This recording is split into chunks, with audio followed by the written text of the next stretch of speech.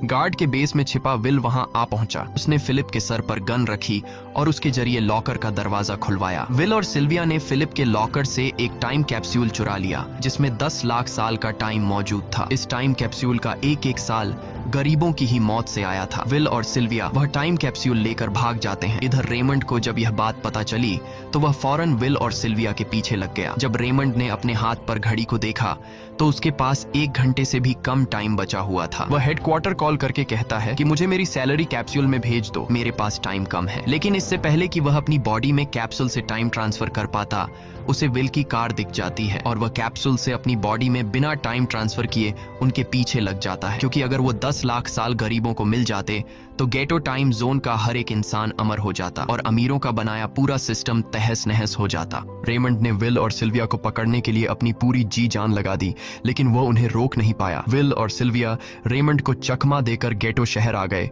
और वह time capsule एक बच्ची के हाथों में सौंप दिया। उन्हें पता था कि रेमंड सीधा हमारे पीछे गीटो शहर पहुंचेगा, इसलिए उन्होंने इस जगह को छोड़कर एक सुनसान जगह पर चले गए। उधर उन्होंने गीटो शहर के लोगों में लाखों साल बांटकर उन्हें अमर कर दिया था, लेकिन खुद इन दोनों के पास बहुत ही कम टाइम बच जाता है। बदकिस्मती से उसी पल रेमंड ने उन्हें पकड़ लिया। रेमंड ने विल को धमकी देते हुए कहा, अगर तुम्हें अपनी जान प्यारी है तो चुराया हुआ सारा टाइम वापस कर दो। तब विल ने उसे अपनी घड़ी का समय दिखाया। विल और सिल्विया के पास कुछ ही मिनट बचे थे। विल ने रेमंड से कहा, कहीं तुम भूल तो नहीं गए? याद है जब तुम मरने वाले थे तो मैंने तुम्हें कुछ टाइम उधार दिया था, टाइम तो तुम्हें मुझे वापस करना चाहिए। यह सुनकर रेमंड को याद आया कि विल और सिल्विया को पकड़ने की जल्दी में उसने अपने टाइम पर ध्यान ही नहीं दिया। जब उसने अपनी घड़ी पर नजर डाली तो उसके पास सिर्फ 5 सेकंड ही बचे थे, जो देखते ही देखते 0 हो गए और रेमंड मारा गया। विल और सिल्विया रेमंड से तो बच गए थे, पर इन दोनों के पास भी अब सिर्फ एक मिनट ही बचा था। ऊपर से उस सुनसान इलाके में उनकी मदद करने वाला भी अब कोई नहीं था। उन्हें अपनी मौत साफ नजर आ रही थी। इन दोनों ने मायूस होकर एक दूसरे को गले लगाया और तभी विल को रेमंड की कार नजर आई। विल फौरन कार की तरफ भागा